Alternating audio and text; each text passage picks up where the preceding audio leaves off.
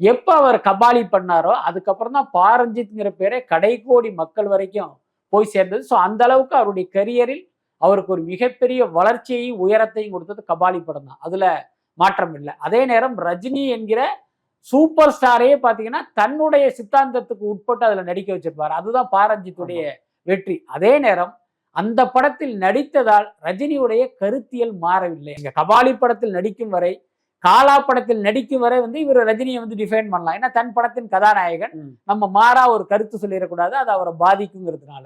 இன்னொன்னு அவரை நம்ம ஃபேஸ் பண்ணணுங்கிறதுனால ஏதோ ஒரு வகையில அதை முட்டு கொடுத்து தான் ஆகணும், தவிர்க்க முடியாது. ஆனா இப்ப ரஜினி படத்தை நடிச்சு எடுத்து முடிச்சாச்சு, அவர் வேற படங்கள்ல நடிக்க ஆரம்பிச்சிட்டாரு, இவர் யாரையோ வச்சு படம் பண்ணிட்டு இருக்காரு.